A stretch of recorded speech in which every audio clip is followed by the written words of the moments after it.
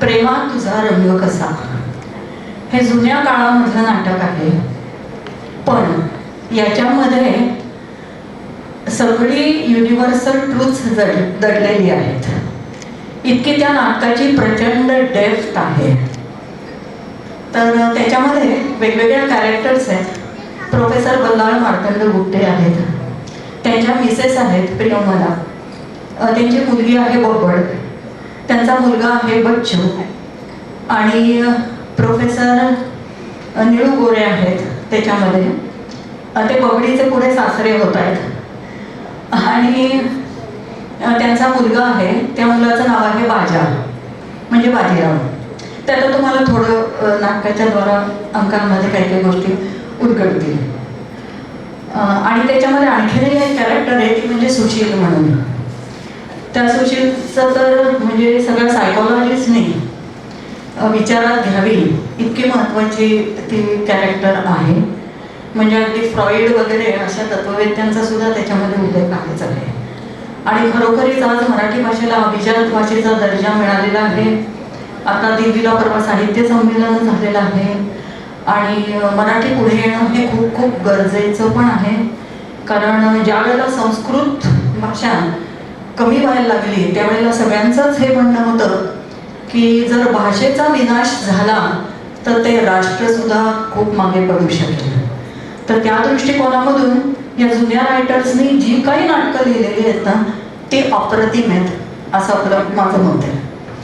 तर आता पहिल्या अंकामधलं मी प्रोफेसर बल्लाळ मार्तंड गुप्ते आणि त्यांची मुलगी बब्बड यांच्यामधला संवाद या ठिकाणी सादर करत आहे. आता या ठिकाणी हा रोल जो होता तो प्रोफेसर बाबा केळकरांनी केलेला होता. तुम्हाला माहिती असतील PDAचे प्रोफेसर बाबा केळकर, आणि निळू गोऱ्यांचं जे आहे पात्र ते प्रोफेसर श्रीराम खरे. म्हणजे मी अगदी ओरिजिनल कास्टमध्ये जाते. तारामती गरपुरे अशी सगळे दिग्गज मंडळी त्या ठिकाणी आमच्याबरोबर होती. आता पहा, पहिल्या अंकामध्ये बबडीची जी कॅरेक्टर आहे ती थोडक्यामध्ये सांगते. अल्लड आहे, कॉलेजियन आहे. आता या मुली कशा असतात हे सगळे आपल्या पालकांना माहिती आहेच आहे. म्हणजे थोडक्यामध्ये सगळ्या स्वप्नील मनोरंजनामध्ये ही मंडळी गुंतलेली असतात. त्यामुळे त्यांच्या दृष्टिकोनातून प्रेमाचा अर्थ काय आहे तो पहिल्या अंकाद्वारा थोडक्यामध्ये सांगते. आता या ठिकाणी मला दोन्ही रोल करावे लागणार आहेत, तर ते थोडं फक्त समजून घ्या. आई गेली बाबा, तुझा काय तर काय बबडे. अगं म्हणजे अनुमानशास्त्राप्रमाणे ज्या अर्थी ती इथे नाही आणि अजून परत आलेली नाही त्या अर्थी असं काय करता बाबा. कमाल झाली गो. म्हणजे बबडे जे काय करायचंय ते सगळं तुम्ही तरुण मंडळी करत आहात आणि बिचाऱ्या बाबाला का टाचण्या टोचताय उगाचच. मी काय केलं बाबा. तू काही सुद्धा केलं नाहीस बबडे. अहो नाही, खरंच की काय. अहो खरंच बाबा. मग आमचे शब्द परत बबडे. बाबा हा बोला बोला पैसे बोला. माझ्याकडे कोणी आलं होतं का बाबा. तुझ्याकडे म्हणजे तुला भेटायला वगैरे. हा तसंच म्हणायचंय बाबा. कोणी आलं होतं का माझ्याकडे. नाही हो, आता तरी तिथे मगाशी कोणी येऊन गेलेलं नाही. पण असं कसं गेलो बाबा. काहीतरी सांगताय तुम्ही, काही कळतच नाही.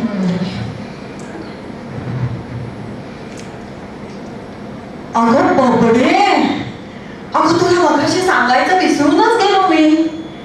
अगं मगाशी तुझ्याकडे तो हा आला होता.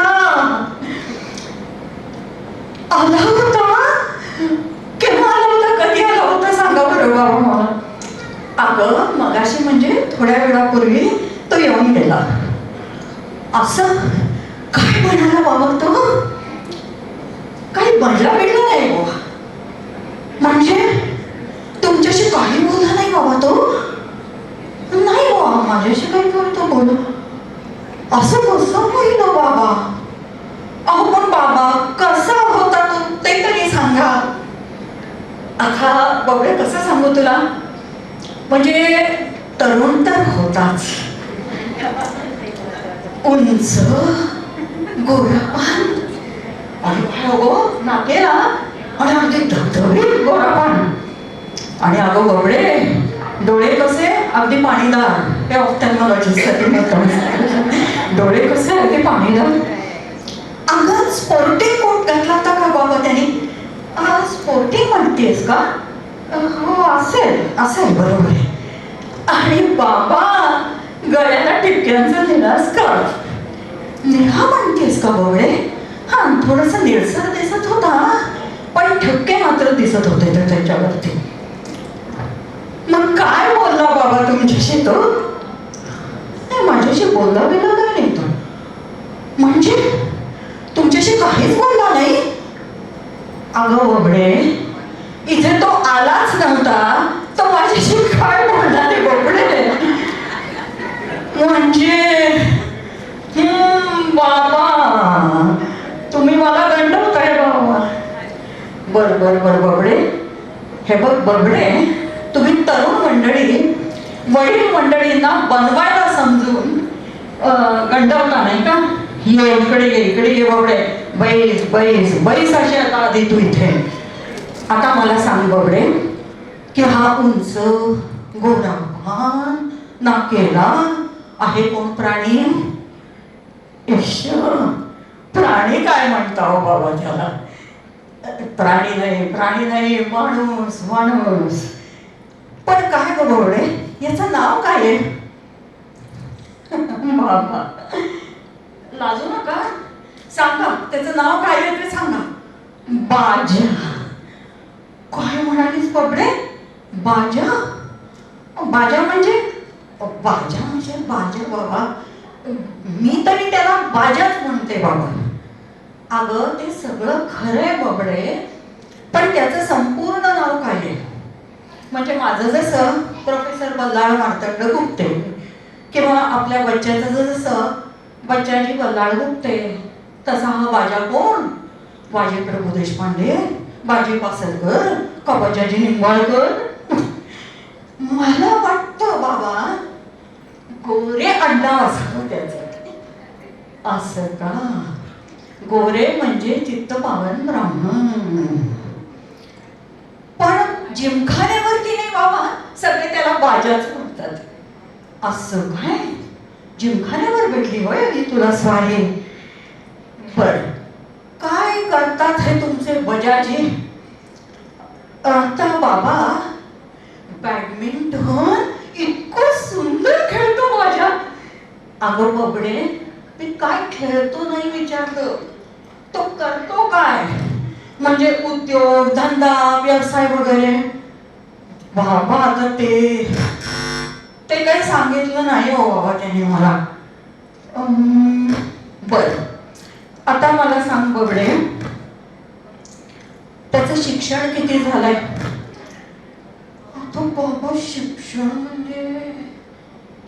म्हणजे 4वी 5वी मॅट्रिक हे हो काय बाबा? पण मी एक सांगते बाबा तुम्हाला, तो की नाही फार हुशार आहे बाबा. बबडे, ते माझ्या आधीच लक्षामध्ये आलेलं आहे. तुझ्या आईचा खडा पहारा चुकवून त्यानं ज्या वेळेला आमच्या अंतःपुरावरती स्वारी केली, त्याच वेळेला त्याची सगळी हुशारी आमच्या लक्षामध्ये आलेली आहे. अगं पण बबडे, मी तुला विचारतोय की त्याचं शाळा कॉलेज मधलं शिक्षण काय आहे? ते काही नाही माहिती बाबा मला. बर, घरी गेले होतेस त्याच्या बबडे? घरी नाही गेलो बाबा मी, पण मी लांबून पाहिलंय. अहो बाबा, आपल्या कोपऱ्यावरची ती कोळशाची वखार नाही का? कोळशाची वखार? अगं बबडे, म्हणजे वखारीचे मालक ते निळभोर गोरे, त्यांचा हा कोण? काय की बाबा, पण कधी कधी वखारीवर बसलेला दिसतो माझ्या. वखारीवर बसलेला कठीण आहे, कठीण आहे, कठीण आहे बरोबर आहे. पण स्वभावात तो फार चांगला आहे बाबा. तुम्हाला तो नक्की आवडेल. अगं बबडे, हे सगळं ठीक आहे, पण तुझ्या आईचा काही विचार केलायस की नाही? पण बाबा, तुम्ही आईला समजावून सांगितलं तर. आणि बाबा, आमचं प्रेम काही इतरांच्या सारखं नाहीये. असं नाहीये का? मग कसं आहे बबडे? अगदी वेगळं आहे बाबा. फार फार विराट आहे. नाही, ते सगळं ठीक आहे बबडे, पण म्हणजे नक्की कसं आहे ते सांग. म्हणजे की नाही बाबा, अगदी उच्च आहे, फार फार उदात्त आहे. आणि बाबा, विधात्यानं आम्हाला दोघांना एकमेकांसाठी जन्माला घातलंय, असा आम्हाला दोघांना साक्षात्कार झालाय. नाही, ते सगळं ठीक आहे बाबडे. अहो बाबा, माझ्यासाठी वाटेल तो त्याग करायला तयार आहे माझ्या. माझ्याशी लग्न झालं नाही ना तर जीव देईन म्हणाला तर. अरे बापरे, म्हणजे इथपर्यंत मजल गेली का या मुलाची? म्हणजे मी सांगू का बाबा, आता तुम्हाला तो भेटायलाच येणार होता. म्हणजे मीच म्हटलं त्याला की निदान लग्नाच्या पूर्वी कमीत कमी बाबांना तरी सांगायलाच पाहिजे. लग्नाच्या पूर्वी म्हणजे काय?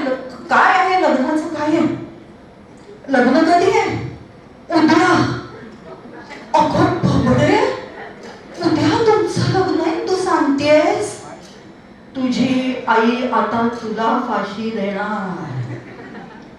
तुझ्या बापाला ती चोराच्या हाती सोपवणार आणि हात पाय तोडून डोळे काढून तुझ्या बापाची ते गावभर धिंड काढणार. तुम्ही मला घाबरवून टाकू नका बाबा. तुम्ही जर आईला समजावून सांगितलं तर.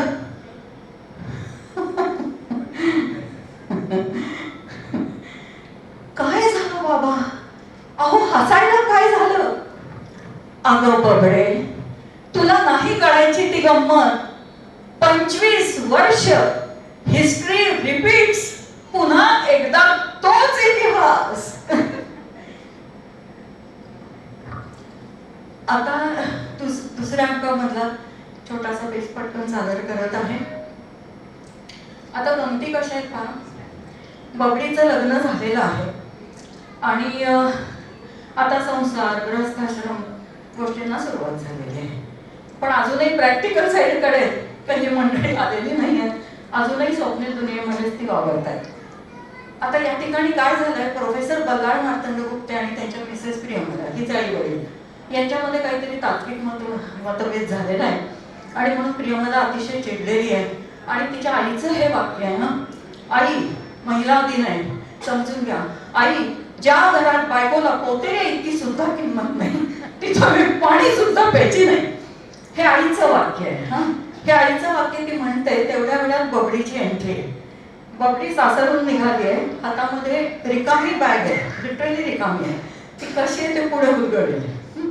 आणि बबडी त्यांना सांगते, आई, ज्या घरात बायकोला पोतेऱ्या इतकी सुद्धा किंमत नाही, तिथं मी पाणी सुद्धा प्यायची नाही आहे. अगो काय बबडे, काय बोलतेस हे? अगो हे बघा काय चाललंय. त्याच वेळेला तिचे सासरेही आहेत, गोरे सगळेच जण उपस्थित आहेत. काय झालं या मुलीला? आता हो, ती विचारते प्रियमदा मिस्टरांना. तर बल्लाळ तिला सांगतात, आता काय, तुझा माहेरी जाण्याचा बैत रद्द.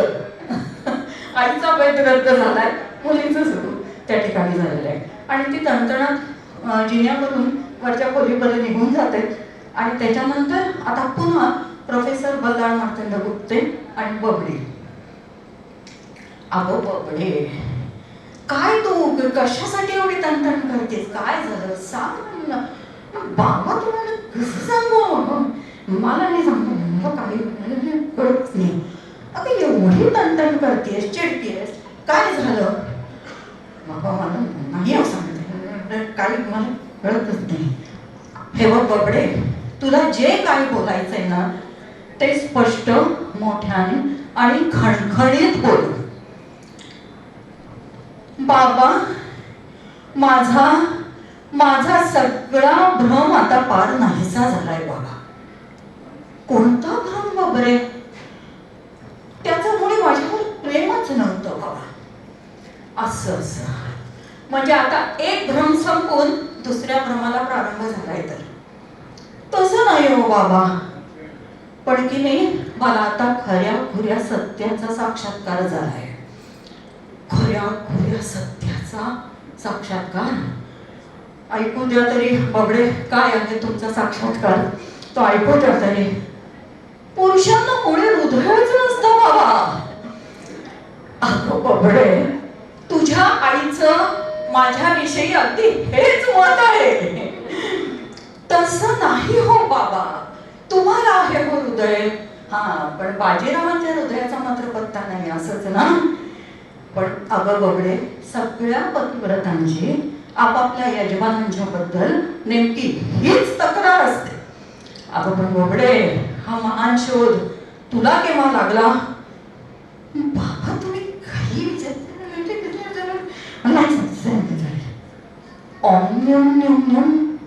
काय बबडे?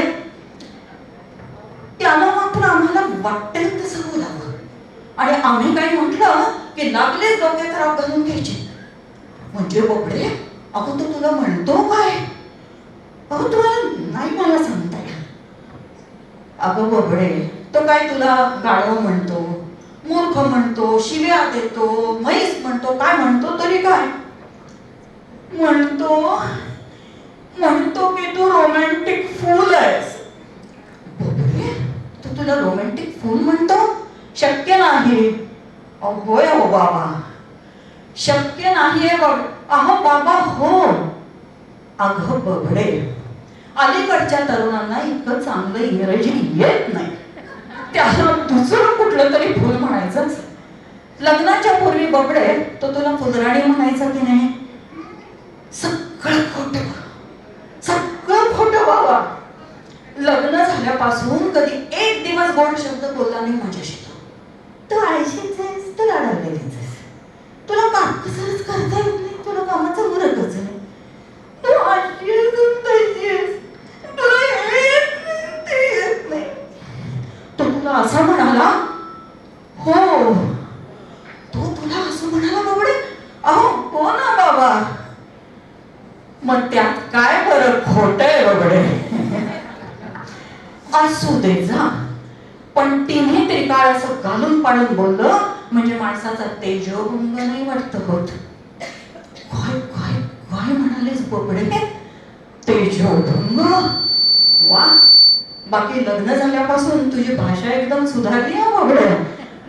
बाबा, नाही तसं म्हटलं तरी कोणाचाही तेजोभंग होणं वाईटच ना बबडे. हा, सांग सांग तू पुढे. मग लग्नाच्या पूर्वी मी कशी आहे हे माहित नव्हतं वाटतं त्याला? अगं माहित असलंच पाहिजे. विधात्यानं तुम्हाला दोघांना एकमेकांसाठी जन्माला घातलंय ना. मग आता म्हणतो की चॉईस चुकला म्हणून. चॉईस चुकला? कोणाचा? विधात्याचा की काय? मग मी देखील बोलले बाबा त्याला. मी सुद्धा म्हटलं की माझा सुद्धा चॉईस चुकला, तुझ्याशी लग्न केला हा माझा सुद्धा मूर्खपणा झाला. म्हणजे तो गाढव आणि तू मूर्ख. मी नुसतं एवढंच बोलले हो बाबा, तर फडा फडा थोबाडीत मारलं बाबा. कुणाच्या बबडे? तुझ्या? नाही, स्वतःच्याच मारून घेतल्या. आणि बाबा चहाचा कप तसला टाकून चालता झाला. तेवढ्यात प्रियंवदा येते, वरून आई येते. कोण रडत होतं? पब्लिक आमची रडत होती. आणि प्रोफेसर म्हणतात, मग तुला काय वाटलं मी गळा काढला म्हणून? आणि शेवटी म्हणजे दोष हा फक्त प्रोफेसर बल्लाळ मार्तंड गुप्त्यांचा. कारण प्रियंवदा पुन्हा त्यांना म्हणतेच, मला माहितीच आहे की कुणाचाही जीव जायची वेळ आली तरी तुमची थट्टा करण्याची सवय कधी संपणार नाही. अगं मी काही केलं नाही, माझ्यावर घेऊ नको म्हणून तो पुन्हा तिला सांगतो. आणि हा जो प्रसंग आहे तोच प्रसंग त्यांच्या आयुष्यात पण आधीच झालेला असतो. तो सगळा पुन्हा एकदा त्यांनी रिपीट केलेला आहे. नाही. अजून एक तिसरा अंक आहे. संपेल आता.